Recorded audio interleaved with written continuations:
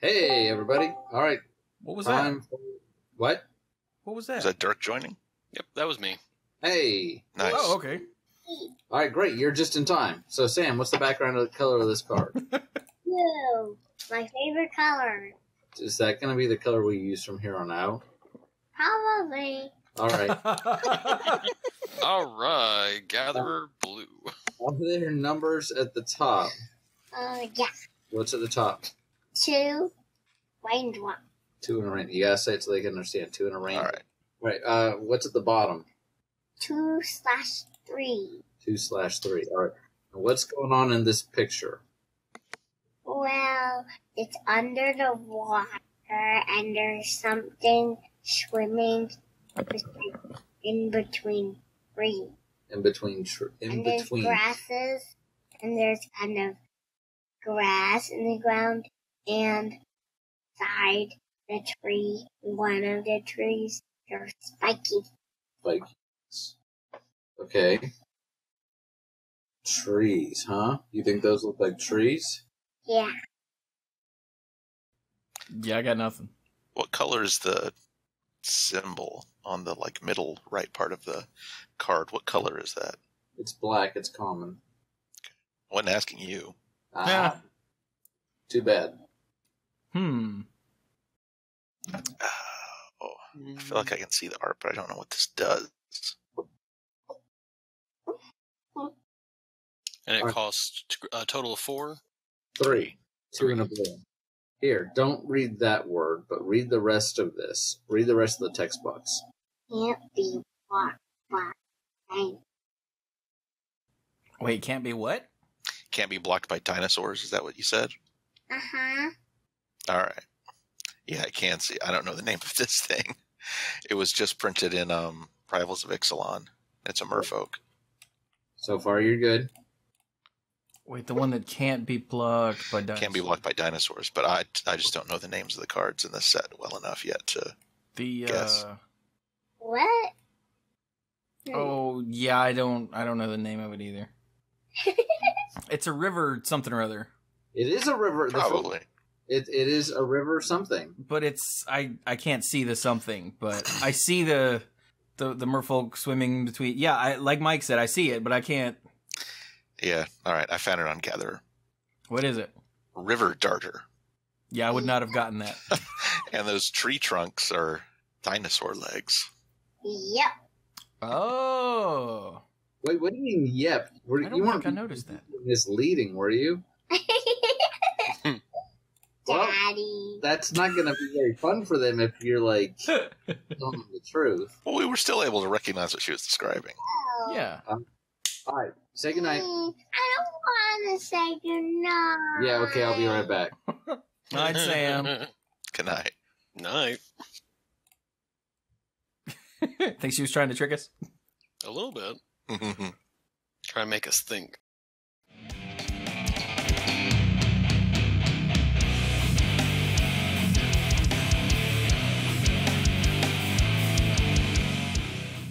Oh, jam! Hello again and welcome to the Mana Pool. This is episode 497 of the Mana Pool, and 500 is creeping ever closer. Dun, dun, dun. Oh, wait, sorry. Wrong movie. Now, see here, I thought your voice actually sounded surprisingly like Shao Kahn there. Your soul is mine. No, that's Shang Tsung. Oh, Anyway. wait, what did you say?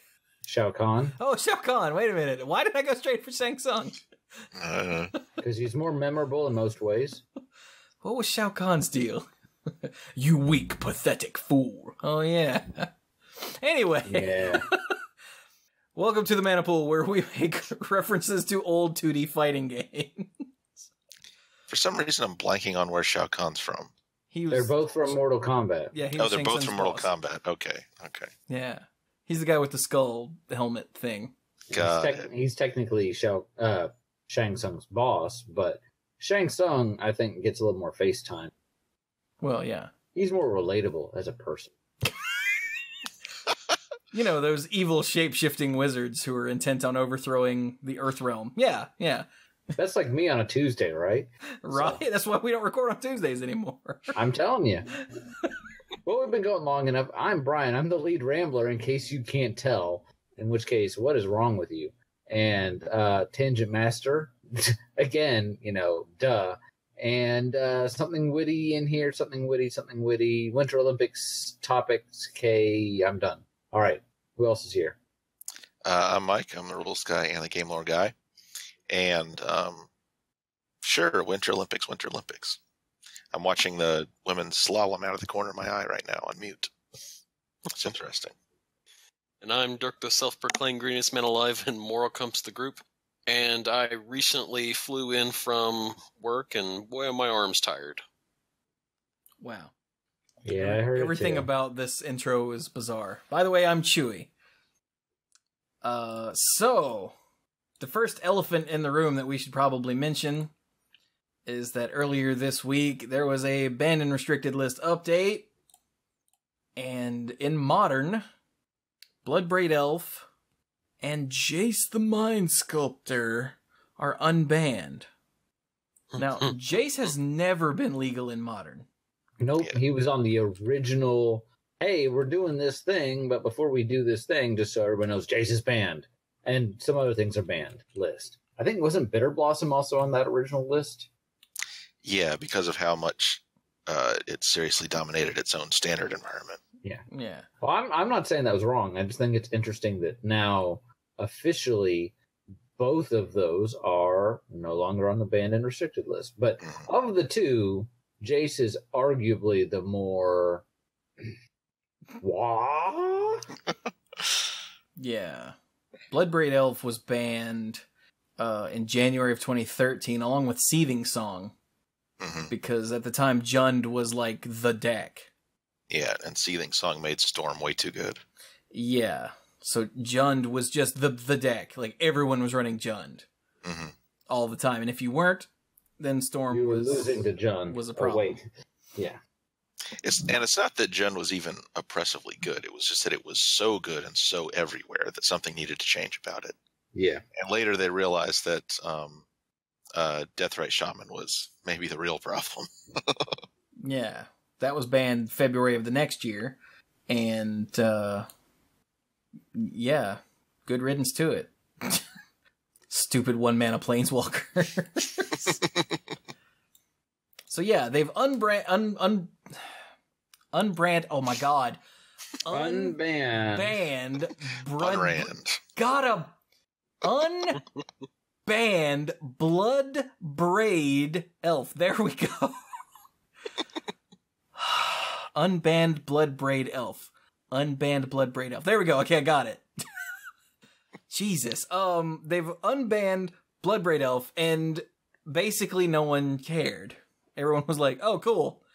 Because, it's not Modern. I mean, when was it banned? In 2013? That's 5 years ago, man. Modern has come a long way in those 5 years. It has. I did think it was interesting, the timing of unbanning them both at the same time. And I think they actually talk about this in the article. They did not unban Bloodbraid Elf as a way to keep Jace in check, because they knew that some people might draw that inference. Why might you draw that inference? Because as awesome as Jace was, how much play did Jace see following the release of Worldwake initially? Like tiny none. bits. Yeah. Like none. A bit. And you know what kept it in check? To a large extent, aggressive decks. To a large extent, Jund. Because it wasn't, okay, you tap out and play Jace, and I'm like, great. Bloodbraid Elf, what are you going to do? Send it back to my hand? Thank you. That's just not going to work. So, because the Jund deck is just so good at being very efficient with its cards. Jund is a really interesting example of card efficiency, card advantage. It doesn't necessarily involve drawing cards. Because when you think of card advantage, usually the inference is card draw, like blue. But Jund's cards every single one of them just does what it does and then something else. And Bloodbraid Elf is the perfect example. Oh, here's a hasty elf that's more or less, on curve with its cost and a free spell. So their point is that originally Bloodbraid Elf was one of the cards that actually kept Jace from being all he could be straight out the gate. They are not really bringing it back now for the same reason, because they just feel like, as Chewy said, Modern is in a different place than it was. And it's not necessarily about, we want to release this one, so we need to release this one or unban this one at the same time. It's more just, hey, both of these seem perfectly safe. It's just a bit ironic with the timing, because they've been mortal enemies in the past. Yeah. And it's also interesting with the timing, because it happened right after a Modern Pro Tour and a Modern GP where everything seemed perfectly fine. Yeah. Agreed. So they didn't have to ban anything. There were no emergencies. Yeah, but Modern is by far the healthiest of the three major formats right now. Yeah. And so one might say, well, why change anything? But they also address that. But Legacy? Oh. I just didn't know that counted as a major format. Well. Oh, take that, Legacy players. Come on, I love Legacy. I know you do, and that's why it's kind of funny to hear you say it. And all of a sudden, Clues stops what he's doing, and like a single tear rolls down his cheek. Oh, see, I picture him like sniffing the air like a dog and being like, "Smells like burn, Mike." But they actually addressed this a little bit, because they said that Jace has actually been on the short list of cards we want to try unbanning and seeing how that works for a while. And even though the format is healthy right now, this is they said the longest time they will have before another Pro Tour. So it's the longest time for the format to kind of figure itself out. Whereas opposed to if they did it in 2 months, well, then we're coming up on another set release and thus another Pro Tour, which I don't believe is Modern. They mean Modern Pro Tour. Oh, I'm sorry. Modern Pro Tour. Next Modern, yeah. Which is weird, because they haven't announced any more Modern Pro Tours unless they're talking about that Team Pro Tour. Well, I think then the point just is, go ahead and do it now. Would the assumption be that there would be one every year, so there's going to be one around this time next year too? Well, I think the inference that people are making is that it'll be when the core set releases, whatever the new core sets are, that's when they'll have a Modern Pro Tour. At least that's what I came up with that I've seen a couple places. Okay. But regardless, like, doing it now gives people the most time. And it also gives R&D a chance to say, oops, this was a mistake, never mind. Yeah, as opposed to when they banned Splinter Twin, like right before something was about to happen. Exactly. That's what I gathered from this. But yeah, I love looking at Twitter. And for every pro that was going, oh dear God, this is the end of Modern as a format, do you not understand what you've done? There's another pro going, I don't even think this will see play. Like, it's so split because no one knows, because Modern is incredibly wide open. And so Jace might not even find a home, or he might find a home in a deck that's just not good enough to compete, or he might destroy the format. Yeah, I mean, Jace hit his, standard format destroying stride with the completely unfair synergy that it had with Squadron Hawk and Stoneforge Mystic. Right. That's what happened there. But you don't have Stoneforge Mystic in Modern, so you have that going for you. Also on the day 0 banned list. Yes. And you just have a ton of other much better removal spells and aggressive creature options that will make it less likely that any given planeswalker is going to get completely out of hand, even if it is Jace. Yeah, it's still good in Legacy and Vintage, because in Legacy and Vintage you can afford to tap out, because you still have Daze and Force of Will as your don't lose the game button for when you're tapped out. Neither of which there's is nothing available. like that in Modern. Yep. I think it'll be interesting to see. I don't play Modern, so I'll let you monkeys kind of dance and figure it out and let me know how it is. Monkeys, I mean that very affectionately, but, you know. Oh, you mean like the Modern players? Yeah. No, that fits, yeah. Dance for my amusement! Brian's not even going to be the organ grinder, though. That's the bad part. But anyway, yeah. So, Jace is legal in Modern. Magic players everywhere complained that there were too many cards on the ban list that there didn't need to be. And then they complained that the cards were unbanned. And then they complained that they can't unban Jace without a reprint because his price will skyrocket to ridiculous levels. And then there's a reprint because Jace is in Masters 25, and people complain when they unban him then because, well, now it's just a marketing ploy. I hate Magic players. You just want to sell packs and da-da-da-da. Yeah. To be fair, I mean, a Masters set release isn't in the same quantity as a normal, standard booster pack set release, so it's not quite the same. Yeah. But it's not nothing. But Chewy's right. These are all things people have complained about, and if it's not one thing, it's another. And there's no pleasing people. There's just no pleasing people. So they're erring on the side of unbanning a cool card and seeing what happens. So yeah. But as the old saying goes, if you start putting $50 bills in booster packs, Magic players will complain about the way it's folded. Like it's just they just can't help it. And it's not just Magic players, but Magic players are the only ones complaining about Magic things. So, it's fans in general. So yeah. But I feel like that was a lot of sick burn that just went right around. Oh man, you want to hear snark, listeners? Go listen to the last 2 episodes of Monday Night Magic, where we just ranted and raved about all the people who wanted the Pro Tour winning deck to be banned. Oh, come on. Well, because it's miserable to watch and boring to play and boring to play against, and shut up, idiot. And then all the people who complained about these unbannings. Now, I will say, some of them had a point. Like, Modern is completely healthy. It's wide open. We just had a Pro Tour, the highest levels of competition where nothing was broken. But that's the best time to make changes like this. Yeah. And they have, if not said outright, hinted at in the past that they want to try to knock some of the cards that are on the ban list off.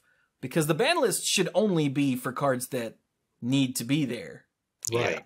And at the time, they didn't know because it's a brand new format, so they just got rid of everything that was dangerous. And over time, they've added to it as needed and subtracted from it as needed. Like, Bitter Blossom was unbanned, and people lost their minds. When do you ever see Bitter Blossom in Modern? Like, once every 6 months. Like, yeah, not too often.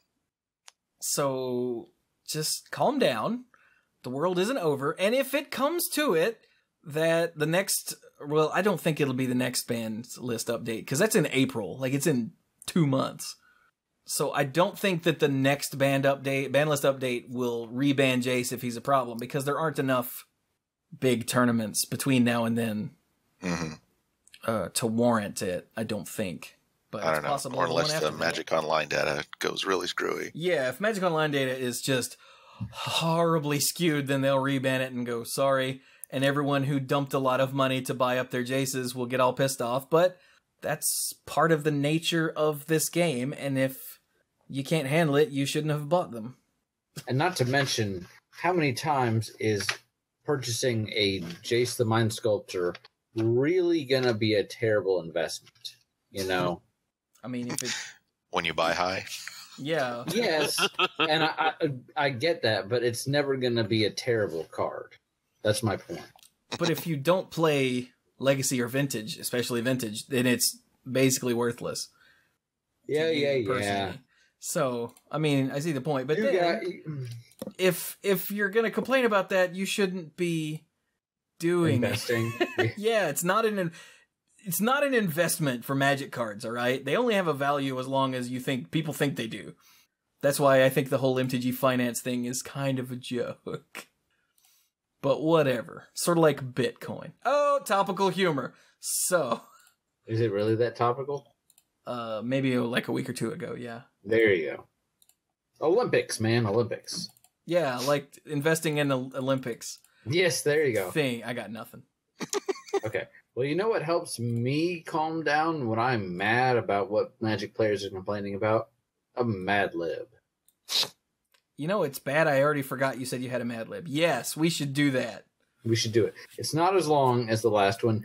And for anyone wondering, this is guilt-free, GMO-free, consequence-free, slightly gluten less. You know, yes, there's no Steve Gruden in this Mad Lib. Steve Gruden? Is that his name? I don't know. I'm not familiar with who you're talking about. But let's go ahead and do a Mad Lib. John Gruden. Excuse me, I'm an idiot. I need a creature that's not John Gruden. I give up. John Gruden isn't a creature, he's a legend. I mean, what? I already forgot. Creature. Okay. This will take us an hour to get through if I don't get answers. Hey, you know what? Bloodbraid Elf. Yes. There you go. Topical. All right. That actually is topical. All right. Give me an instant. Fatal Push. Nice. And we're already into, not rightness with this. I need a planeswalker. Jace, the Mind Sculptor. The Magic Mad. Sculptor, yay for words that have lots of names have lots of words in them. Give me a creature type. Cleric. I haven't seen cleric in a while. Give me an artifact. That thing that clerics have. I don't know. Traveler's Charm. Is that right? Traveler is it Traveler's Armlet? Traveler's Amulet. There we go. Amulet, yeah. My bad.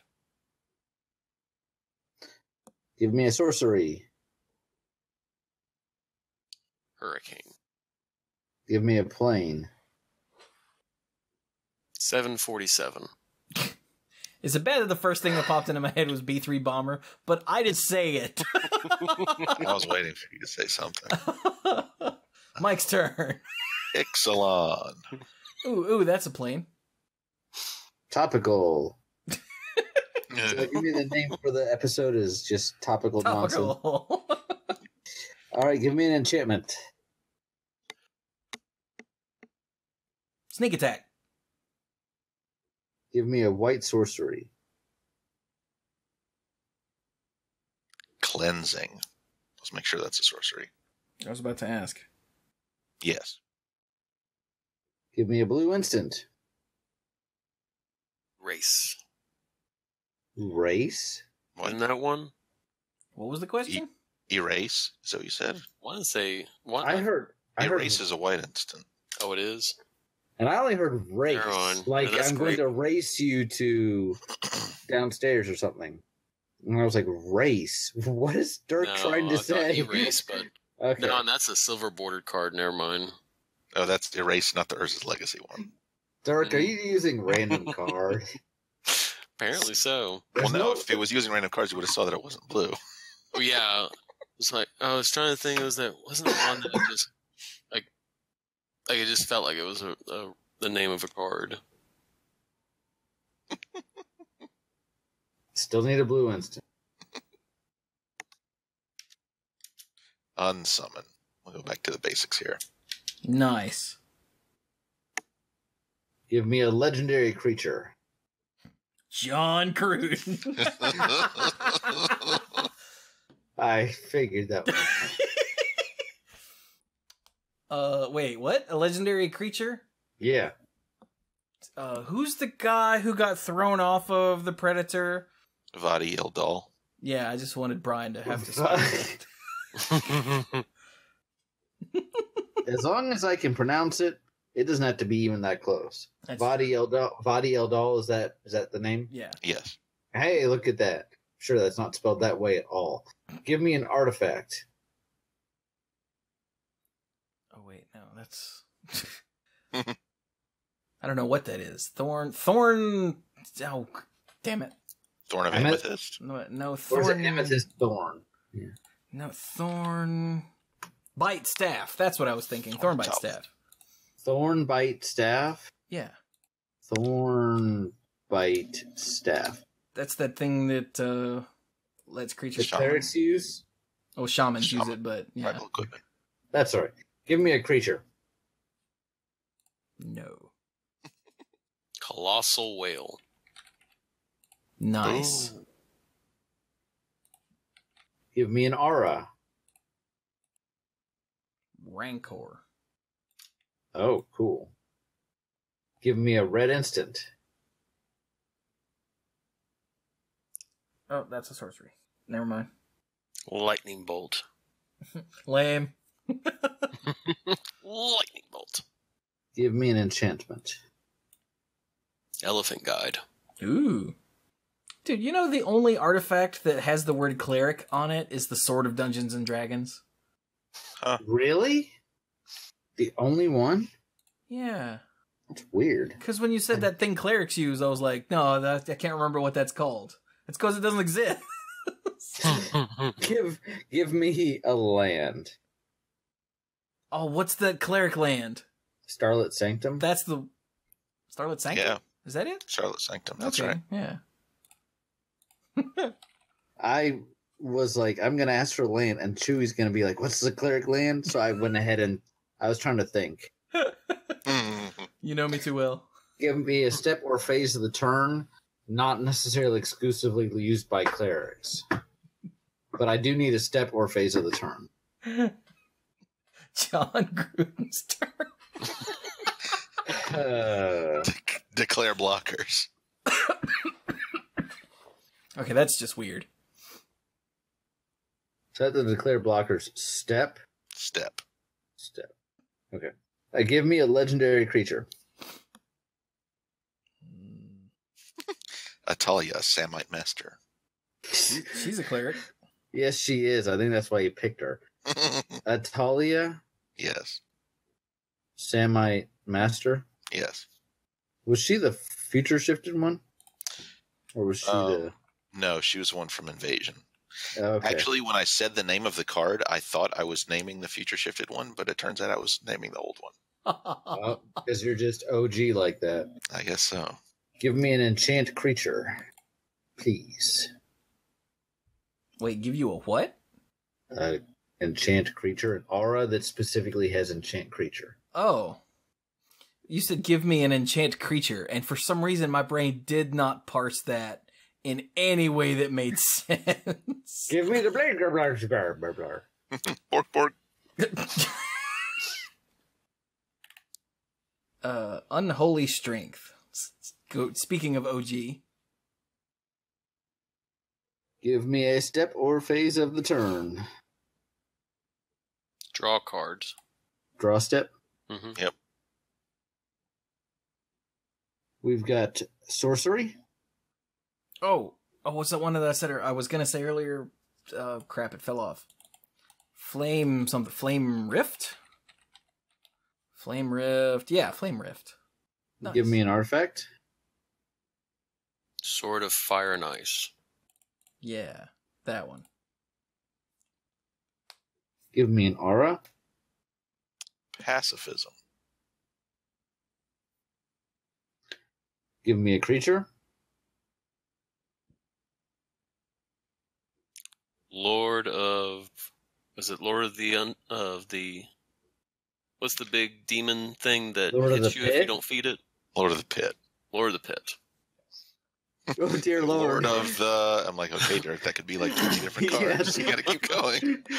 It's not like you start to say undead, and I'm pretty sure there is a Lord of the Undead, right? There is. Okay. All right. Give me a step or phase of the turn. Combat. Is that combat step or combat phase? Phase. Give me an instant. Cackling Counterpart. Whoa. I forgot that was an instant. I did too. Give me an enchantment. Soul Catcher's Airy. Yeah. Give me a legendary creature. Oris, Samite Guardian. There you go. Topical. All right, give me a keyword. Lifelink. Give me a creature type. Cleric. Wait, didn't we already do cleric once? Yes, so give me a different one. No repeats. Wizard. Give me an artifact. Triskelion. Pew pew.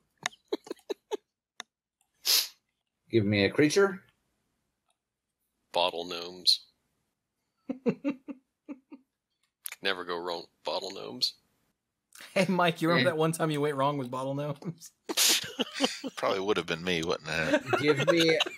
Give me an enchantment. Triskaidekaphobia. You have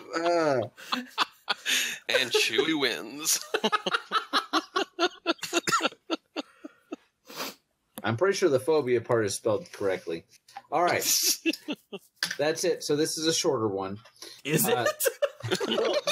There are several blanks on some of these lines, but it actually only takes up less than a page here. So we're going to go through it pretty quick.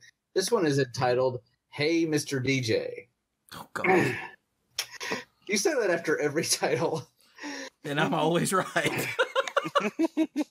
What's up, my wonderful Bloodbraid elves? If you're just fatal pushing us, I'm Jace the Mind Sculptor, the cleric of everyone's favorite Traveler's Amulet show, Hurricaning in Ixalan.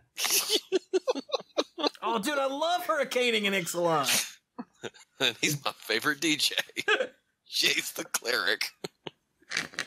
Today, we've got some really sneak attack topics for your cleansing.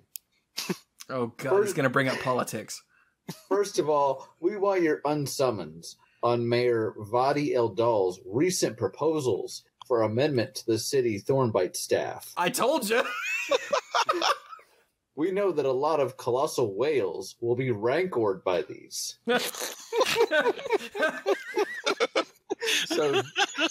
So give us your lightning bolts. Then we've got a very elephant-guided guest. All the way from Starlit Sanctum and right in the middle of her 5 Declare Blocker step tour, it's the talented Atalia Samite Master. I still can't believe that we managed to unholy strength her into being here today. Once she's left, we'll be taking a bit of a musical draw step. We've got all your favorite songs, from the classic Flame Rifting My Sword of Fire and Ice by the band Pacifismed Lord of the Pits. That's actually a really great Magic band name.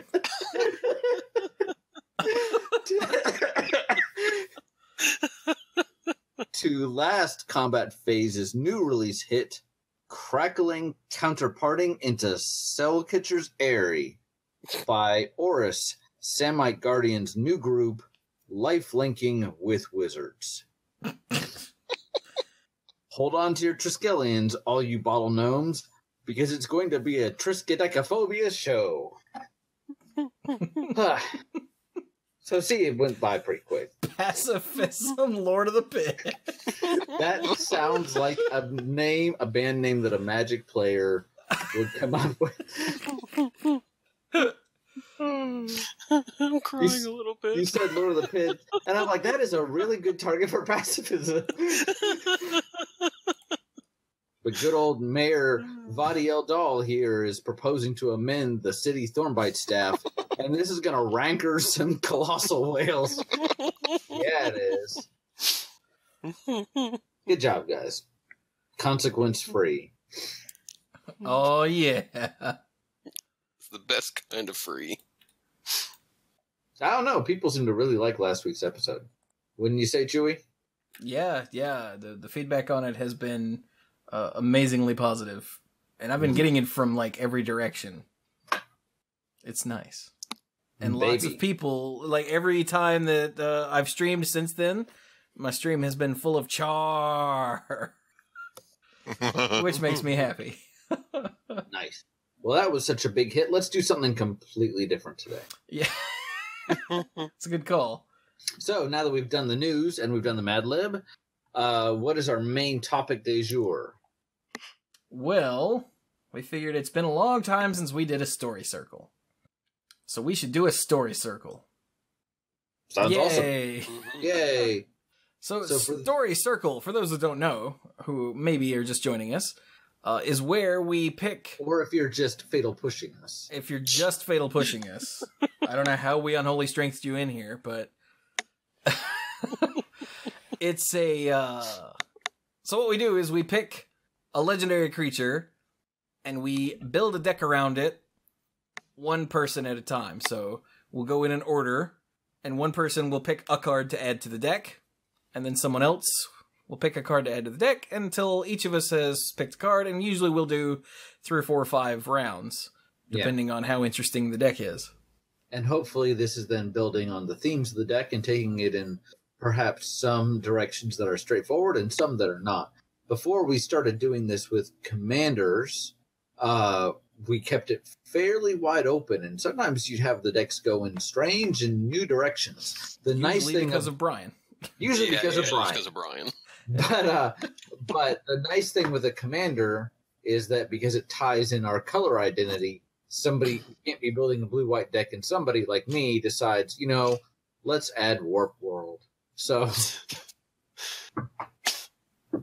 Because that always took us in a weird direction of, all right, we're solidly in this color, and then Brian goes, we're going to throw in red. Seeing as we've been going, blue, white the whole time. But I think that this has lended itself pretty well over the last several that we've done to commander decks. So who is our commander that we're going to build this deck around? Well, see, therein lies the problem. We decided before the show to just do... an Ixalan block legendary, and then we further decided to do a multicolored one, and I was gonna random it. But I've been sitting here reading all of these, and these are really one trick. Yeah, I started wondering about that later. Well, therein lies, Mark Rosewater says, restrictions breed creativity. Something may look very, very straightforward on the face of it, and maybe it is, but the question is, you've got 99 other cards to fill, and a woman ain't one of them, so you might as well give it a shot. So why don't you just select one of those at random? And Did he just make a really, really lame Jay-Z reference? Oh, it's terrible. Oh. Just awful. So Topical, wait. Yeah. So let's just pick one at random, and if we just run out of steam after like 2 rounds, then so be it. Yeah, we'll do another one and have 2 mini circles. Yeah. Or something. All right, let's go to random.org. And how many are there? 8? 1, 2, 3, 4, 6, 7, 8. Okay. So let me 1 to 8. Bam. 1. All right, it's Admiral Beckett Brass. Pirates. So we're in Grixis. Yeah. So Admiral God Almighty. Unbanned Bloodbraid Elf. Yeah. Admiral Beckett Brass. There we go. Costs 1, a blue, a black, and a red. Okay? Okay. She is a legendary creature human pirate. Also, badass grandma. That wouldn't fit on the type line, though. Her text is as follows. Other pirates you control get +1/+1. At the beginning of your end step, gain control of target non-land permanent controlled by a player who was dealt combat damage by 3 or more pirates this turn. That's a lot of words. And she's a 3/3. Basically what that means is if anyone was hit by 3 pirates, you snatch something of theirs. Mm-hmm. Interesting. Okay. So, yeah, the problem with these legendaries is that they're all very tribal and, like I said, one trick. But Yeah, we can come up with something. It's a tribal. I don't think this one is the most narrow. So yeah, that would have been like Gishath. Just play dinosaurs. Done. Ah, crap. But which dinosaurs? Well, it's Commander. You don't have that many, so one of each. And here's some ramp spells. Anyway, so Admiral Beckett Brass, who wants first crack?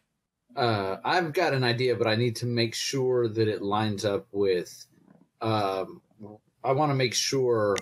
This is going to call for an older card. I want to make sure it says what I think it does. So if someone else has an idea, you can go ahead. Otherwise, I'll be back with you in like 5 seconds. Let's see.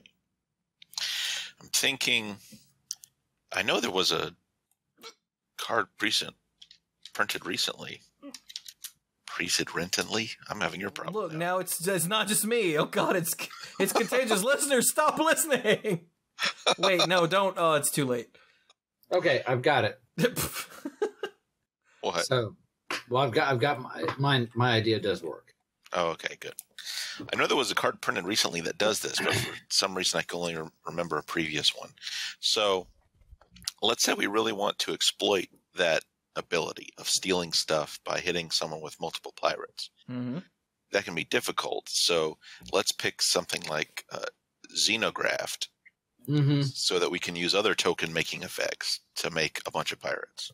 I agree. To hit people with. That's a good idea. So Xenograph. What is that? Xenographed gatherer. Let me get the actual text. XENO. So glad you're on top of things, Mike. For 4, he knew what it does. I know what it does. So for 4 and a blue, it's an enchantment. As it enters the battlefield, choose a creature type. Each creature you control is the chosen type in addition to its other types. So that way we will be able to make, say zombie tokens that, you might be able to use a token producer that makes a ton of zombies, and they're also pirates.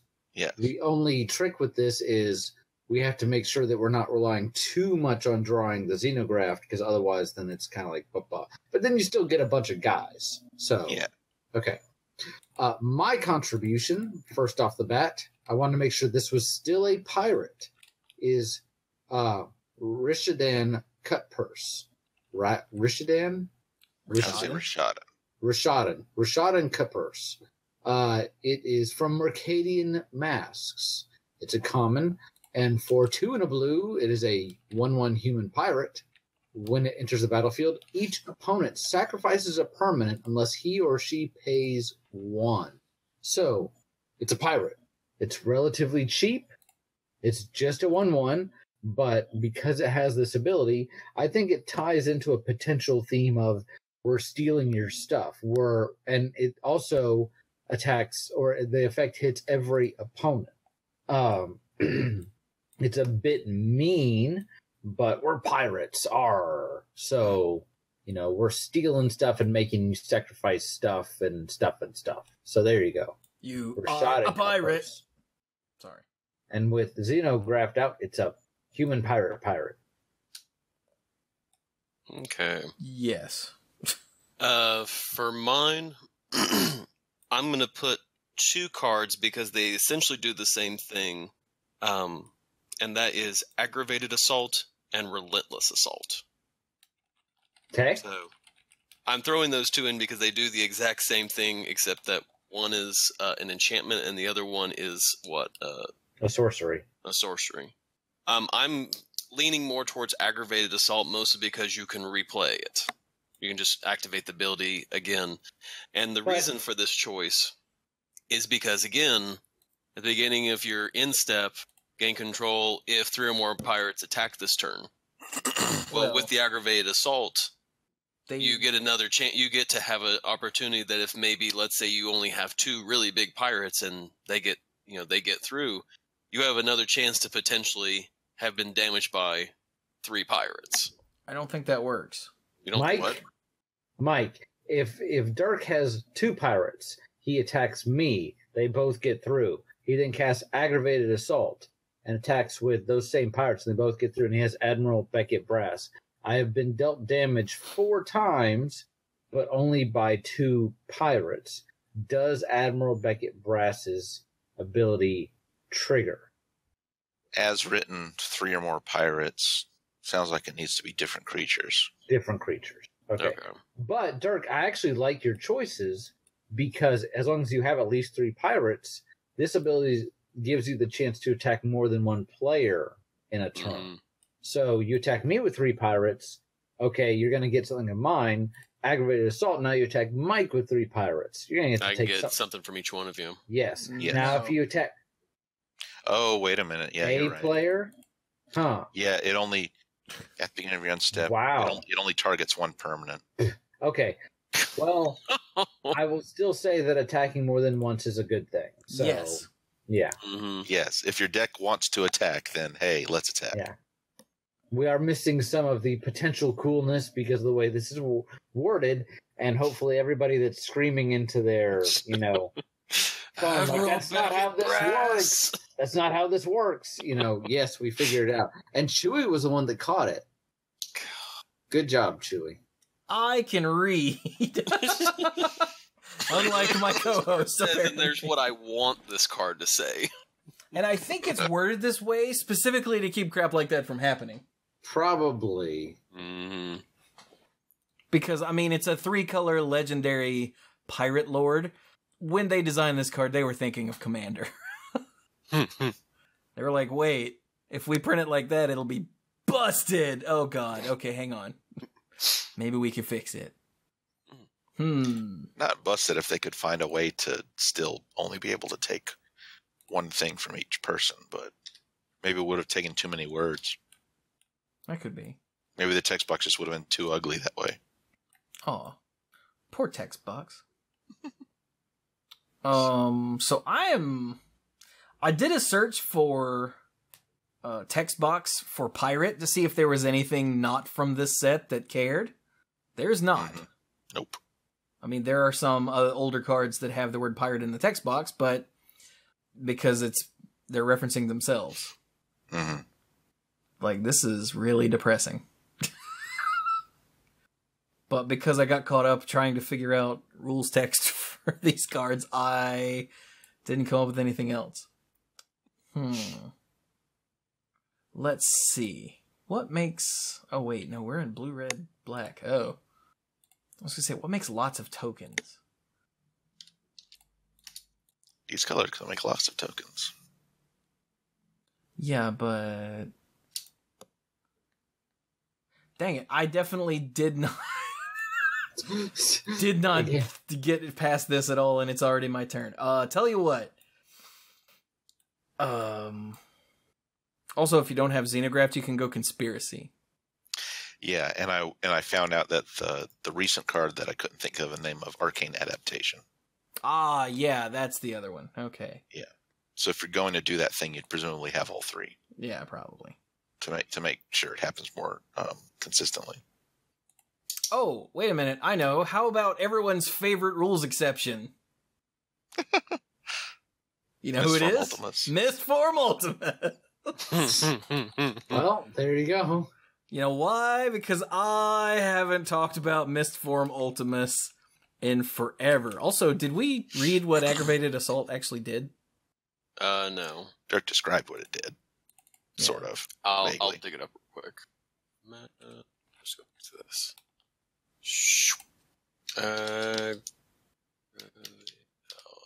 You want name, not type. That would help. If Aggravated Assault was a type, I don't think this game would have survived this long. Yeah. So Aggravated Assault for 2 in a red. That's what Chewy would be bringing to FNM every week.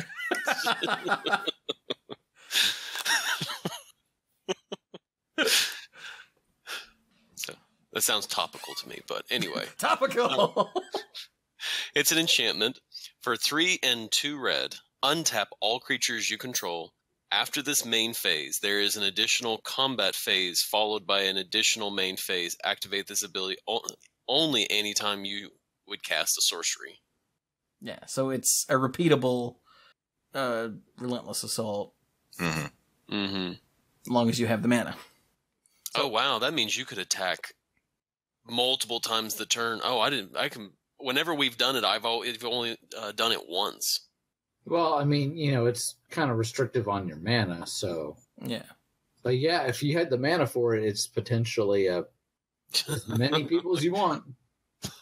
So, Mistform Ultimus, by the way, for 3 and a blue, is a 3/3 legendary creature illusion.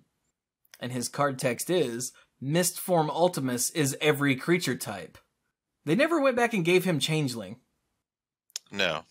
I wonder why. Because it had nothing to do with the block he was printed in. Oh, okay, yeah. So yeah, he's just everyone's favorite rules exception until Changeling became a thing. And then there are lots of rules exceptions.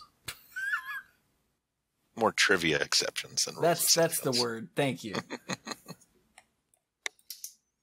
Okay, I will try to find something better for the next one. My turn? Mike's turn. Yep. All right. So as long as the deck likes to attack, I mean, there's this implication out there that, okay, it's Pirate Tribal, you're going to throw a bunch of pirate cards in there. I'm not going to spend a lot of time talking about pirate cards. It's just like other stuff to make the deck more interesting. Mm-hmm. If you like attacking, let's find something else that makes it better to attack. I like Instigator Gang. In my red commander decks that like attacking. Yeah. So werewolves are always really cool for multiplayer too, because it creates that tension of, who's going to play lots of spells, who's not going to play any. Are you going to pass? You really going to let that thing flip? Wow. So. But Instigator Gang is useful on both sides. It's a double-faced card. The front side, for 3 and a red, you get a 2/3 human werewolf. Attacking creatures you control get +1/+0. So like Orcashora Flam. And it has a standard werewolf thing. At the beginning of each upkeep, if no spells were cast last turn, transform it. And the backside is Wild Blood Pack. And it's a 5/5 with trample that says attacking creatures you control get +3/+0. That includes itself, by the way. Oh, yes, it does. And then it has the other werewolf transformation thing where it will flip over if someone plays 2 or more spells. Yeah. I like that. Because in theory, if we're going pirates and we want to be attacking with at least 3 pirates, we're probably going wide versus going big. We're having a bunch of dudes. And that sort of then overrun type effect matters more the more creatures you have. And it's possible in, we're just going all out. We are just balls to the wall, just, attacking and pillaging like pirates do. And if we steal some stuff, great, but we're going to burn this mother to the ground while we're doing it. So I like it. Dang. So I was trying to come up with a way to maybe make it so that our pirates can't be blocked. And there are some obvious enchantments and, the Blue Mentor and things like that. And those are all fine. But what I actually decided on was Glaring Spotlight, because this also allows us to interact with the opponent's cards. We're in blue, black, and red. Chances are we're going to have something to mess with the opponent's creatures. And, of course, then somebody's got to be playing, the Troll Shroud and the Hexproof and the whatnot. And so you're just like, well, Glaring Spotlight for 1 mana is an artifact. And it just says, creatures your opponents control with Hexproof can be the target of spells and abilities you control as though they didn't have Hexproof. So you can still blow them up. And then when you're ready to get in there, you pay 3 and sacrifice the Spotlight. Creatures you control gain Hexproof until end of turn and can't be blocked this turn. So we're like, all right, we're going to go ahead and get in there, turn off the light. Oh, it's really dark. Okay, everybody, run. And then hopefully we leave the turn with at least 1 more thing that we didn't have, thanks to the Admiral. I can see the pirates having a Glaring Spotlight on their ship.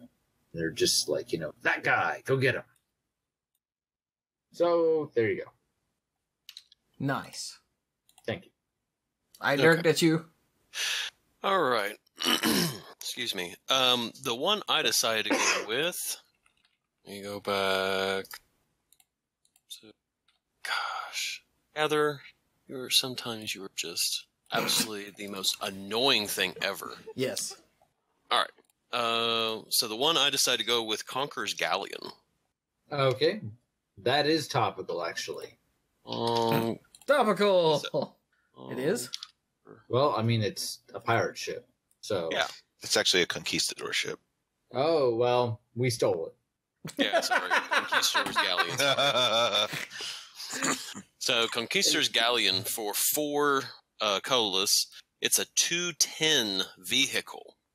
When it attacks, exile it at end of combat, then return it to the battlefield transformed under your control. Cruise for 4. And when it comes back, it's Conquistador's Foothold, which is a land. Tap, add 1 colorless, add colorless mana to your mana pool. 2 and tap, draw a card, then discard a card. 4 and tap, draw a card. 6 and tap, return target card from your graveyard to your hand. Which the last couple of abilities are actually kind of nice, because let's say you do attack and you lose somebody, you can get them back. Yeah. So if we're being aggressive, then this is also a way to then keep regaining our resources.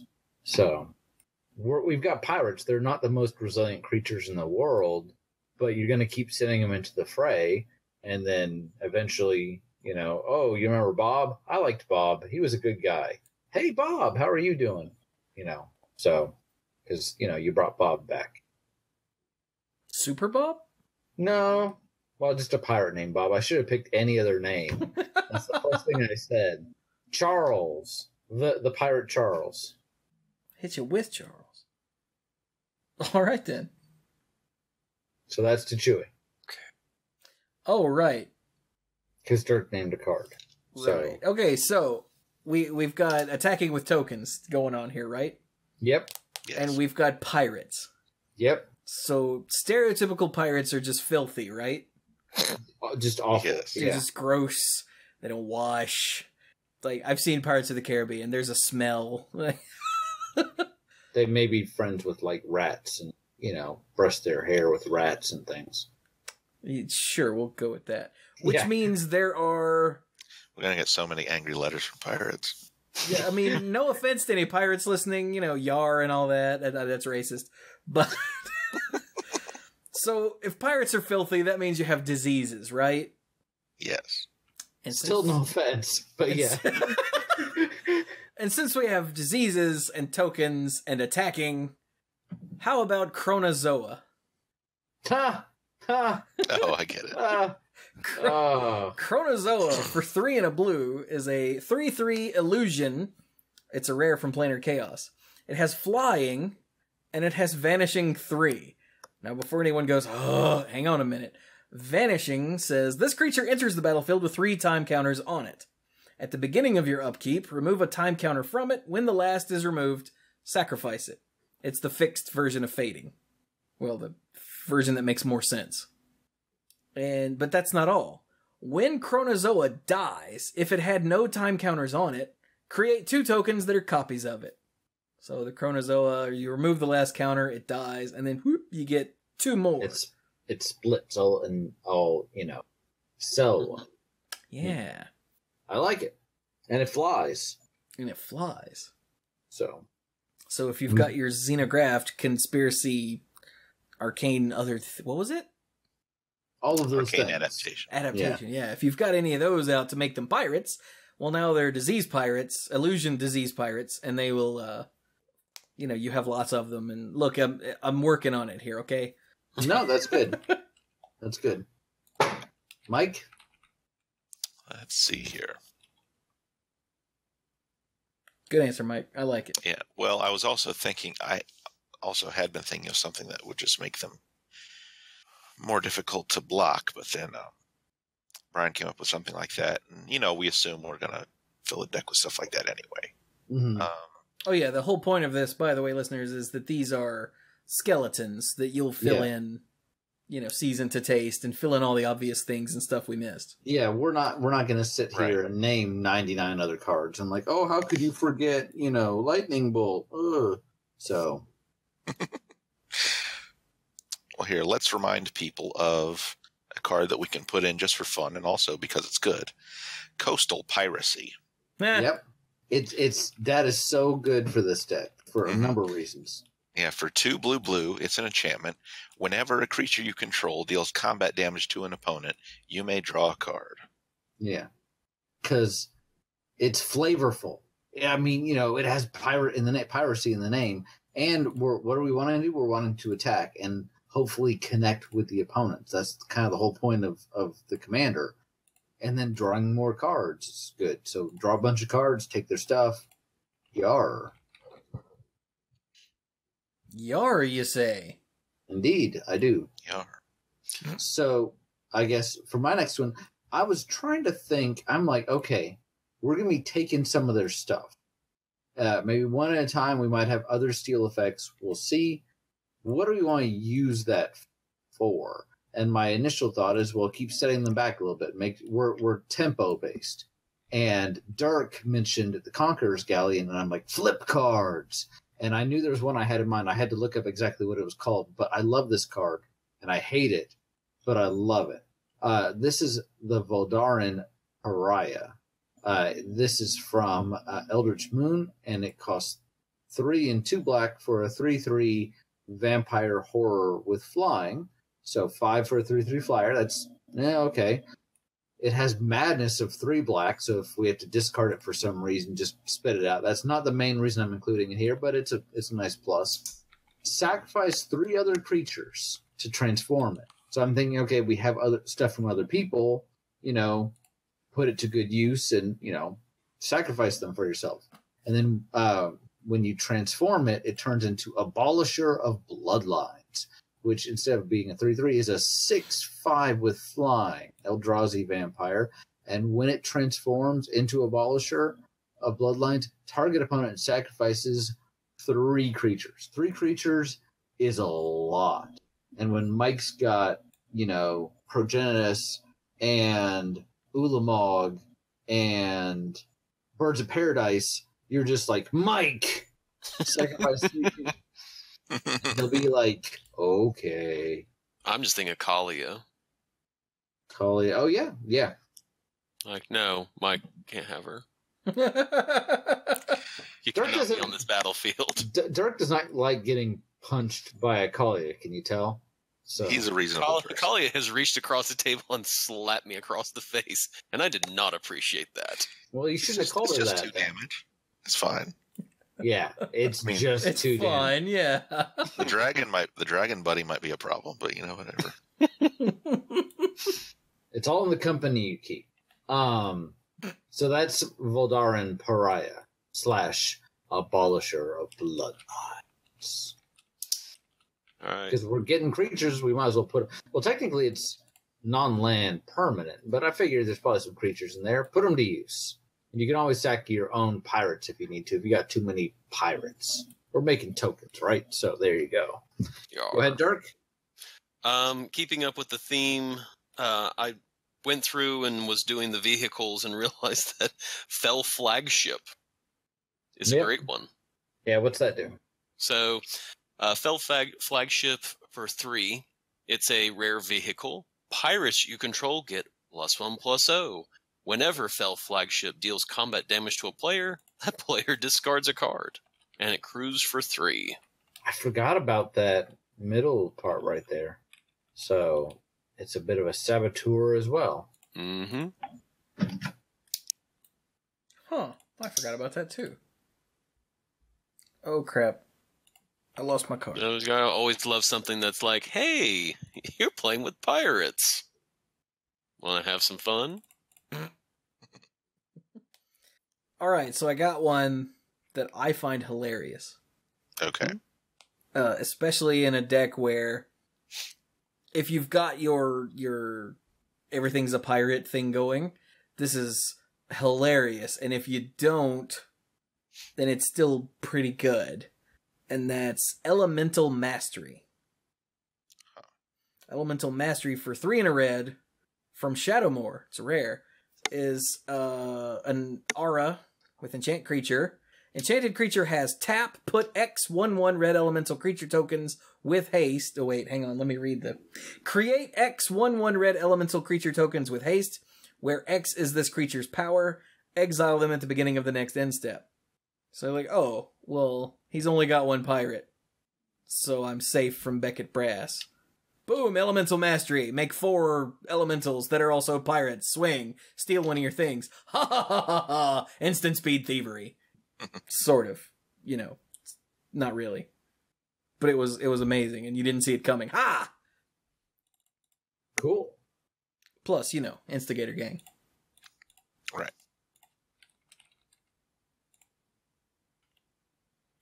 So should we do one more round, or are we good? Let's do one more round. Okay. I think there's a little more to mine here. All right. I'll do one more for making attackers awesome. This time it's a black card instead of a red card. Drana, Liberator of Malakir. Aha. So for 1 black, she's a legendary vampire ally, and she has flying and first strike. And, she's a 2/3. And whenever Drana deals combat damage to a player, and because she has first strike, that matters, put a +1/+1 counter on each attacking creature you control.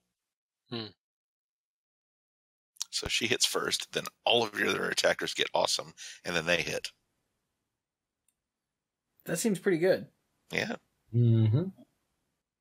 All right. For my final card, I was thinking very strongly of going with a Cypher card from Return to Ravnica. Ooh.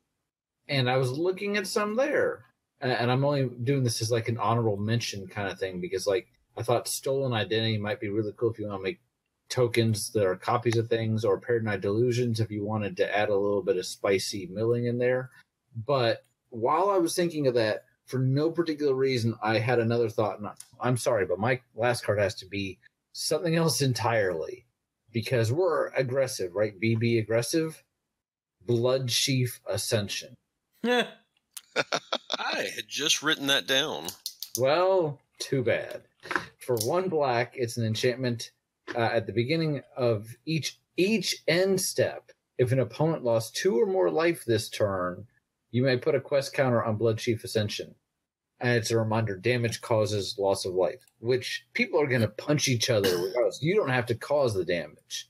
Just, hey, did somebody lose 2 or more life? Great, put a counter here.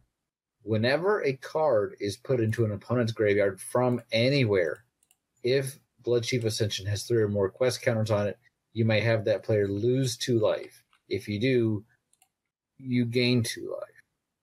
And you're punching them, and you're taking their stuff, and you're making them sacrifice things, and this and that, and, you know, pirates and I feel like this fits in really well.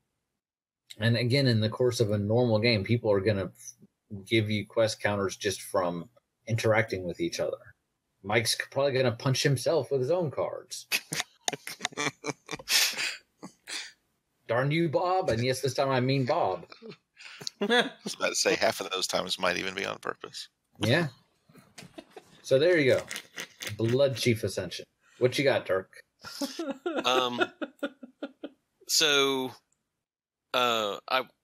trying to spread it across the colors and with certain themes that go across. And so black, I had sort of was thinking about reanimating stuff, but one that I saw, once again, have to go hunt it up because I was busy digging through everything. Where are you? See, when I have a thing like that, I always middle click it to open it in a new tab so I can. Me too. Keep digging. There it is. Deep Channel Mentor. And part of why I chose this is because I was going through all the pirates, and even though not all of them are blue, there is a fairly large number of them that are blue across the history of Magic. Yeah. Yep. So what the Deep Channeler Mentor does, it's for 5 and a blue. It's a merfolk rogue that says blue creatures you control cannot be blocked. So if you play blue pirates, if you have the Deep Channeler or Deep Channel Mentor out, that means they are unblockable. And thus you can get, hopefully, your 3 hits in order to go and get something. Seems good. So yeah, I was going through and I'm just clicking through and there are a lot of them in all the different colors, red and black. And so but it's the blue ones, and there are a few that I saw. And once Chewy has gone his, there were two others that I saw that I would like to mention. Ooh, honorable mentions. Mm-hmm. Wow. Okay then. Well, the other thing I came up with is Well, this is a mechanic that you don't see very often because it's from one of the commander sets, or maybe two of the commander sets. And that's Myriad. Myriad. Is that from Commander or Conspiracy? Or maybe it was from Conspiracy. I don't know. I don't recognize these set symbols at all. This is from Commander 2015. This is from Commander Anthology. Oh. Okay. Which was... Okay, so it was in Commander 2015, apparently. Yeah. So, in our colors, we get... Myriad, by the way, is whenever this creature attacks... hang on. Whenever this creature attacks, for each opponent other than the defending player, you may create a token that's a copy of this creature that's tapped and attacking that player or a planeswalker he or she controls. Oh, yeah. Exile the tokens at end of combat. What this means is, instead of just attacking one person, you get to attack everyone with this one creature. Yeah. The only thought you really have to put in is, where do you send the original one? Because hopefully you want it to survive. Yeah, exactly. In theory. But otherwise, yeah. So attack everyone. In our colors, we get a 4/4 with when it deals combat damage to a player, that player discards a card. A 3/3 with when it deals combat damage to a player, you may draw a card. Or a 5/3 with haste. And I thought, you know what? I don't like any of those, so we'll just throw in the Blade of Selves. A 2-mana equipment that says, equipped creature has Myriad. That equips for 4. Here's a hint. Don't equip it to Admiral Beckett Brass. Yeah, do not put it on a legendary creature. You will be the sad. But otherwise, yeah, that's pretty cool. I like this. This doesn't really help with Admiral Beckett Brass herself, but since that's only a part of what we're doing, we have lots of attacking and lots of things that make attacking better. The Blade of Selves is probably going to be pretty good. And keep in mind that Beckett Brass is pumping our pirates the whole time. So exactly. Yeah. And the blue ones are unblockable now because Dirk. Nice. So I think we've got a decent foundation here. Basically, put out guys and start swinging. You know, make them into pirates if you can, but otherwise just keep getting in there. Lots of little tips and tricks and stuff to make them unblockable or get things out of the way. And then, you know, as soon as you're stealing stuff, then start sending it back, so one way or the other. And just keep going. I think this deck probably doesn't do as well if it can't connect. So you got to keep the pressure up. Yeah, the combination of Dirk's last mention and Chewy's last mention made me remember something else that I want to mention real quick. Something from Conspiracy. Okay. Keeper of Keys for 3 blue. It's a 4/4 human rogue mutant. But when it enters the battlefield, you become the monarch. And then at the beginning of your upkeep, if you're the monarch, creatures you control can't be blocked this turn. Ooh. And because you're attacking, hopefully you are still the monarch, or if somebody takes your crown, your throne, whatnot. Takes your throne, yeah. Then you are taking it back.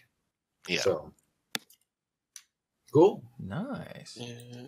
All right, so the honorable mentions from me. The first one is Empty the Catacombs. Because what's something something between friends where you for 3 and a black, each player returns all creature cards from his or her graveyard to his or her hand. So you can get your creatures back, your pirates back, and go a raiding again.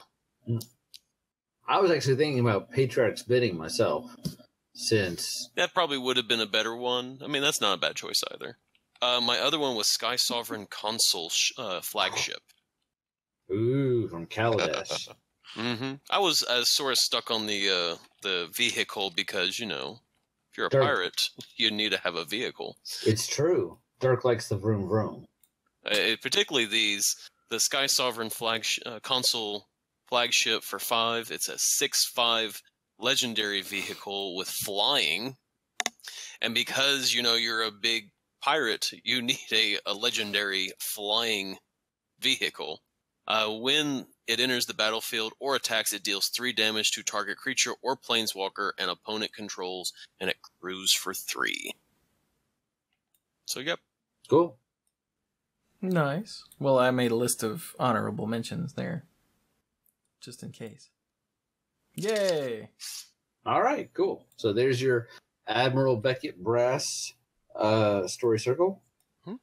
Yeah, obviously you're going to want to throw in pirates and things that deal with pirates and things that are... Yeah, I think we kind of skipped that because it was assumed that's what it was just assumed. Yeah. And then some way of dealing with problematic creatures on the other side and whatnot, so... Yeah, and we didn't actually get into many big token makers, but I'm sure you'll be able to find these. They're out there. Yeah. And with the colors of the deck, there's going to be ways of removing stuff with red and blue and black. Yeah. For you to be, oh, you got that thing? Well, not anymore. But yeah. Yay. Huzzah. All right. Do we want to do another one real quick, or are we... Nah. Just call it then? It's already late enough that I'm afraid Dirk's not going to make it, so we'll just call it there. Actually have an episode that doesn't go for 2.5 hours for a change. Wow. Sorry for those of you that really like the episodes that go for 2.5 hours. So then, how about we go ahead and wrap things up? I'll go ahead and do my final thoughts then. My final thought is that this weekend, Saturday, is Science Olympiad for me. Woohoo! Those of you who do not know what Science Olympiad is, it is essentially the Olympics, but having to deal with STEM, which stands for Science, Technology, Engineering, and Mathematics. Topical. There. Do what? He said topical. Oh. And I am the coach of our school, and so they are, like I said, they're competing Saturday, and I have no true expectations for my students. The past 2 teams I have been a part of at my other 2 schools, I actually felt pretty good about some of the events because some of the students had actually prepared. They had put time and effort into preparing for their events. We had been able to coach them and everything of that sort. The students I have here have not met with me at all to prepare for their events. And when I mean at all, I have held meetings every other week since September.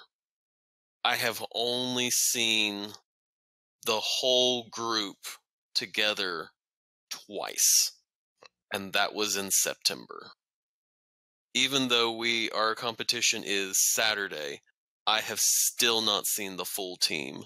Even though there were announcements this whole week of we need to meet Monday, Wednesday, and Friday, I have still not seen the whole team. So the honest truth is I have no expectations of winning any event, and I have no doubt that they'll be like, we didn't know what we were doing and everything like that. And my response is, well, why didn't you come and do anything? Because we would have a meeting. It's like, okay, do you guys have any questions? Have you guys got your stuff? Oh, we're getting it together. Okay, well, where's your stuff? And so I have enjoyed doing Science Olympiad. I have not enjoyed doing it this year. And I already told Chelsea that if I am still at my current school, that I don't know if I'm going to do Science Olympiad next year. I will go to the training because I enjoy going to the training. I will probably pay for it myself to go to the training because I enjoyed it. I enjoy going to it. I will probably not field a team because there have to be people who are interested in doing it instead of, oh yeah, I can wing it. I'll just study the night before. I'll be good. When there are schools like East Chapel Hill who literally have classes on this. Mm. They literally get a grade. They have an incomplete until they compete. The kids who take the class have incompletes until they compete, and then once they compete, then they get the grade. We are competing against that, and we have students who are winging it to win it. Do you think they're just that confident, or? Oh, no, not at all. Well, let me put it this way. So the forensics event, I mean, there are some that are that smart. At my last school, we honestly had some incredibly smart kids who literally won second place, and they only looked at the material the night before. Well, Brian didn't say smart. He did say confident, and there's a difference. There's a big difference. There's a big difference. I honestly have no idea how confident the kids are, because that would imply I have talked to them about their events. And that would imply I have seen them. I'm getting the message, I think. So again, I'm not going in with any expectations. I mean, that they are not in any sort of expectation, because one of them has already asked, I have to go to work, so can I leave at 3 after I do my event? Why are they? Is this voluntary? Is this voluntary? The problem is I told them this is the day of the event. If you join Science Olympia, you are committing to this date. Yeah. I had 2 kids who said, I can't make it. It'll be Monday. Well, my question is, why are they doing this at all? No, that would imply again that I have talked to them, and no, just don't know. Okay. If you don't know, then you don't know. They have far better priorities than doing what I have asked them and to do. And so, I mean, we could spend all night talking about it. And the one thing I can tell you is they have either commitment issues when it comes to clubs and everything, or they thought that this was just, we just look over the stuff and then we just show up and do the stuff, instead of realizing that, no, this is like how you prepare in college. Of you are becoming an expert in this area, and you are being tested about your stuff in this area as an expert. I guess I just don't understand why someone would commit to it. But what do I know? We've only been, we're only all college graduates with degrees and stuff. But so that is my final thought. And with that, I have got some stuff I need to take care of before I go to bed. But have a good night. Good night, all. Night, Zerg. All right. Good luck this weekend. Thank you. Yeah. I guess. We'll see. Oh, these kids today. That was wholly depressing. I'm sorry, but dang. Yeah, like when I was young in high school, if there was something that I didn't want to do, I just didn't sign up for it. Yeah. Mm-hmm. That was. I didn't mean to keep pestering about it. I was just like, I just don't understand why you would say yes, I want to do that if you don't want to do it. And I thought maybe it was like he was saying that their parents were having them do it or what, but he didn't seem to have any idea. So. Maybe it's one of those schools where you have to have an extracurricular thing, and they just went, this looks like it'll be easy. Yeah. I don't know. Or their advisor said, hey, you need more extracurriculars. Yeah. Whatever. These kids today and their rock and roll music. Get off my lawn. Topical. That it is. So how about you, B? How about me, huh? I was telling the guys before, this has been an absolutely crazy week for work, but is almost done. Thank goodness. Thank goodness. I'm going to an all-day CLE tomorrow, which will be interesting because it will be, well, all day. But continuing legal education, otherwise that's okay. I told you guys that I bought Final Fantasy Dissidia a couple weeks ago. Started playing that a little bit. Haven't had a whole lot of time to follow up, but still enjoying it. When I was unboxing it, I saw that there were a couple things in there, aside from the game itself. One is actually a couple of promo cards for the Final Fantasy trading card game. So I thought, wow, I'm actually giving that a shot. So that's kind of cool. And then another was a code for the mobile game, because everything has a mobile game now for Dissidia. And I thought, okay, maybe I'll check it out, but I really wasn't sure because, quite frankly, do I really need another mobile game? I don't know. I'm here to report to everyone that I have tried it, and it's pretty fun. And if you are thinking about trying it out, depending on when this goes up, you should go ahead and give it a shot because there is... It's kind of like Record Keeper in that you acquire most characters through doing the story, but there are occasionally events going on where you can recruit characters that are normally not part of the story. And one that is going on that will be ending soon, like I think in the next couple of days, is to get Squall. And Squall in this game is slightly busted. So I'm saying if you're thinking about trying it out, go ahead and try the game out now and get him if you can because he helps a lot. And let me know what you think if you do give it a shot. Say, oh, no, not another mobile game. That's terrible. I'm going to play my MOBAs now. And if you do like it, say, hey, this is really awesome. Otherwise, yeah, life is good. Mobile games, all good stuff. Yeah, there you go. Well, alrighty then. You were muted, weren't you? Well, yeah, because I was typing. Okay. You and your typey fingers. Yeah, I know where the mute button is. No. Cough, cough, cough. Ah. So, jeez. So how about you there, Mr. Beardy Man? Let's see. I was trying to think of something. We mentioned earlier the Modern Pro Tour that went on, and I ended up watching a fair bit of coverage that weekend, and it was really cool. And especially seeing that semifinals match where there was the Blue-Red Pyromancer versus Mardu Pyromancer match, and I just really love young Pyromancer, period, in Modern and Legacy. I'm sitting there watching. I'm like, oh, I want to play Modern. I want to play Modern so bad. So I'll think about putting a deck together again soon, I think. See if I can finally make it out to another FNM sometime soon. I don't think I'm going to make it tomorrow because, haven't tried to do anything this week, but we'll see. And I don't know if it'll be a Pyromancer deck or if I'll put my silly Tron back together, or maybe I'll just go for complete comedy and do almost no preparation and just like switch a few cards out of my Quest for Ula's Temple deck to make it modern and show up just to hang out and say hey to people. Oh my god. Well, you know that if Dark offers to help and you don't show up, then you can't say anything later. Because of his Science Olympiad thing. Stay with me here. No, I think that one just fell flat. Yeah.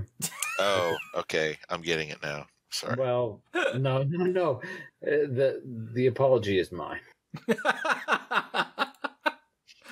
Oh my god. All right then. So, me? You. All right. I'm doing well, actually. I'm good. Good. I have been cranking out the video content. Lots of it is Hearthstone, which is sort of accidental. Like, we had the Nerf report, and then I was churning out some videos that were highlights from a stream at the end of last season. The last of those finally came out, so now I can be, topical again. And then I had a video that I finished right before we started recording that will go public before this does, in theory, so you guys can check it out. I opened 30 packs of Hearthstone and something close to that number of loot boxes in Overwatch, and had the most insane luck across both of those. So it's a funny highlight of all of the good pulls from all of that. There's lots of swearing in it because I was live streaming, and Cap swears a lot, and then it makes me swear more than I usually would. So, be warned. But yeah, it's called Chewy's a Massive Luck Sack, because I'm a massive luck sack. It's completely unreal. But yeah, check that out. Let me know what you think, because it was a lot of fun to put together, and it's less than 8 minutes long. So, yeah. Do me a favor, go watch it. Let me know what you think. Leave a comment. Smash that like button or something. I don't know, whatever the kids say these days. Get your game on? Get your game on? No. I heard get your freak on in my head. Was that Missy Elliott? I think so. Not topical. Anyway, so that's YouTube. I've been meaning to record more Cuphead for like a freaking week and a half. And I was wondering if you ever finished that. No, I haven't had time to sit down, well, time and hard drive space, to sit down and record Cuphead. Because Cuphead, I have to record it at 60 frames per second because it's beautiful. And like I spent one day this week just cleaning up my my C drive. Lots of so odds and ends listeners will understand what I'm talking about. But I have lots of just files that get recorded. And then they have to get converted to another thing, and then they have to get converted to another thing, and then I can use them. And I just had files just sitting in my recording folder, and I had to find out if like they were odds and ends files that hadn't been converted, or that had been converted, or that were deleted, that needed to be deleted, or what. And when they were things that needed to be converted, it was something like between 10 and 20 minutes per file. So I would spend a long time figuring out what was what, and then convert one, and then while it was going on, I'd spend a long time figuring out what was what, and then start the next one, and spend a long time. It was just kind of a nightmare, and I spent literally an entire morning and afternoon doing just that when I wanted to be recording Cuphead, because I opened up my C drive, and it's like, you don't have room, stupid! And I went... So, yeah. The hope, as I've been saying every day when I'm talking to listeners, is to record it in the next day or so. The hope. Now that I've said that, they'll call me for a drive tomorrow, which will be fine because I've only had 2 in the last 2 weeks. So, it's about time to start making that money. Oh, there's one thing I meant to remember to say to you before you played another run of Cuphead. I can't remember whether I have or not. But to remind you to search around in the where the train tracks are, there's a tunnel on one side that it looks like you can walk into a little bit. Just remember to explore in that tunnel first before you go to the next area. Oh, where the train... Oh, okay. Yeah. One side looks like you can walk into it. Because I think there are still some coins in the overworld that you haven't found yet. Because I would be surprised if it wasn't possible to actually buy everything. Yeah, to 100% the purchases from the shop. Yeah, well, what's left is the thing that costs either 3 or 4, and I have 1 coin left. Mm-hmm. And there aren't, I don't think, any more run and gun stages, so it's really weird. Yeah. But I'm sure that someone's yelling at their iPod right now, but don't worry, I'll figure it out. And if not, the last thing that is there, I don't really want or will ever use, so it doesn't really bother me. But yeah, I think I read somewhere that there's 1 hidden coin in each of the sections, and I found all of them in the 3 sections. But I don't know what's next. So, I love that game so much. But anyway, that's at youtube.com/themanapool. Over at twitch.tv/themanapool, we've been playing Overwatch because it's a new event. The Lunar New Year, Year of the Dog event, and it's got a completely reworked Capture the Flag. Not completely, but a new Capture the Flag mode where they've tweaked it and changed some things, and it's so much better than last year's. Oh, it's so much better. I'm actually going to, since I already had to download the stream, I'm actually going to cut out a couple of the really good games we had and put those up on YouTube because it was so good. There were 5 of us. It's a 6-on-6 format, and there were 5 of us in our group, and those are some of the best games. Unlike having 5 of us in a 6-on-6 normal Overwatch, because that means we end up getting paired against, groups of 5 or 6 who are serious and play together all the time and are coordinated. We're not coordinated. So it's much better for Capture the Flag than for normal Overwatch.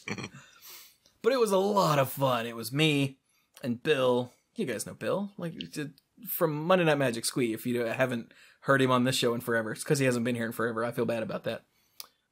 And Cap and Haley and Steph from the Lair of Lore, which they are almost done with their 365-day streaming challenge.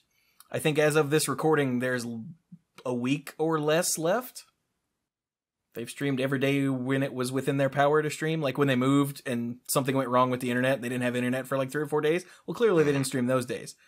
But that's pretty much it. So, yeah. That's pretty awesome. He's doing a big all-day stream. I feel really bad because I don't remember what day it was. The 20th, 21st, 22nd. I think it's one of those where he's just going to stream all damn day. Just playing all kinds of stuff. So, yay, that's at twitch.tv/layeroflore. Go check it out. Show Cap some love, because I love those guys. But anyway, yeah, we played lots of Overwatch. I did a Valentine's Day frustration stream on Valentine's Day, because for some people, being alone on Valentine's Day isn't good. It's hard, it's frustrating, it sucks. So I decided, since I was alone on Valentine's Day, what I would do would be to hop online and play frustrating games to entertain people. I have sacrificed myself for you. And so rather than sitting around being bummed out and frustrated with life, come watch me get frustrated at video games, which I did a lot. And it was a lot of fun. Sort of. Within reason, it was as fun as I expected it to be. But yeah, I've also streamed Defense Grid lately, which is a tower defense game originally on the Xbox Live Arcade on the 360. And something else recently, I forget, that I streamed. Oh well. So yeah, come hang out. It's twitch.tv/themanapool, where I play games and talk to chat, and you guys torment me and I torment you, and yeah, it's a lot of fun. Yeah. And of course, themanapool.com is where you find all of the podcasts. And hey, I always forget to mention it, I also do Monday Night Magic. So if you want to hear about tournament results and Magic news, just go listen to Monday Night Magic. You can find it on mtgcast.com. Yay. Anyway, with all that said, there are many ways that you can support what I do with all of this insane amount of content creation. And I hate using the term one-man show because, the Manapool isn't a one-man show. And Monday Night Magic isn't a one-man show, but actually putting it all together and producing it is a one-man show. Yeah, doing all the damn work. Doing all the damn work. Well, I don't know. Brian puts in some serious time That's on projects for the show, but I don't edit at all. Well, I don't either. But oh, you'll just take this out later. Yeah, I'll cut that later. Don't worry. So yeah. All of the Twitch streams, the YouTube videos, and the actual production of the podcast, that's all me. So if you want to help support what I do with that, then check out the Patreon at patreon.com/themanapool, where you can, if you so choose, get early stuff. Manapool episodes and YouTube videos early, before everyone else. Just you. Yeah. You can get the early stuff and the odds and ends, all the stuff recorded before and after both Monday Night Magic and the Manapool. That's uncensored and unfiltered and nonsensical. And a lot of fun. And you can become a lifeguard and get the early stuff, the odds and ends, and get a shout out on every episode of both shows and on the end slate of all of the videos that go up for each month that you support at that tier. And to that end, I would like to thank the following generous lifeguards: Kim Ho, Andrew Hunt, Al, Corey, oh crap, he told me how to pronounce his name. Corey Cloutier. I think that's right. Crap. Hey, hit me if I did that wrong. I think he said Cloutier. Paul David, Lance Delicious, Team U, Hellas Are You, John Morris, Stuart Slaw, PJ McMullen. Excuse me, sneeze. They're not a patron. I'm allergic to Brian. Bosco Brittain, Casey, Nathan Hay, Danny Liao, AJ Javieres, Cody Buckowing, Jacob Jansons, Jason Kaus, Brian DeLucci, Stark Maximum, Jimmy Scott, Dan Holm, Mike Miller-Burned, and the Beast Father, Aaron Goodwine. Yay. Hey, did you guys know that Clues on the previous episode of Monday Night Magic said that Jace would be unbanned in Modern? I saw something in a tweet about that. But yeah, Clues called it. And the Beast Father, Aaron Goodwine, found it, cut it out, and sent it to me. He's like, here, I know you won't do this, so I found it for you. I was like, oh, thank you. And if you haven't listened to last week, or to this week's, well, I guess now by the time it goes public last week's Monday Night Magic about the modern unbannings, you should listen to the first minute or two. Because it was fancy. And maybe listen to the last minute as well. I did an intro and outro thing that took, like, it added an hour to the production time for these few little touches, but I think it was worth it. Yeah. This goes for you two still sitting here with me as well. You should listen to those. It's first minute and last minute. The rest of it's really whatever. But I mean, it's a good show. I'm just proud of my touches that I added to it. Anyway. Yay. So, yes, if you would like to help support what I do, check out the Patreon. Every little bit helps. I really do appreciate it. I can't remember if I said that, so I said it again. And with that, I'm going to shut up. All of the social media stuff is down in the description. Go check it out. It's all the Mana Pool. I actually put pictures on in the Instagram account, the thumbnail for Monday Night Magic and the thumbnail for last week's Mana Pool, because I was proud of them. Yeah. They look very professional. I was super stoked when they were all done. I was like, ah! I was waving my hands like you could see me. Anyway, I could actually hear you waving your hands a little bit there, oh, good. So with that, I'm going to shut up. This has been the Mana Pool number. Stall for time while I get to the freaking program that has 297. How many? 297. No. 497. 497. There we go. Something 97. This has been episode something 97 of the Mana Pool. We are very topical here. Thank you all so very much for listening, and go play some Magic.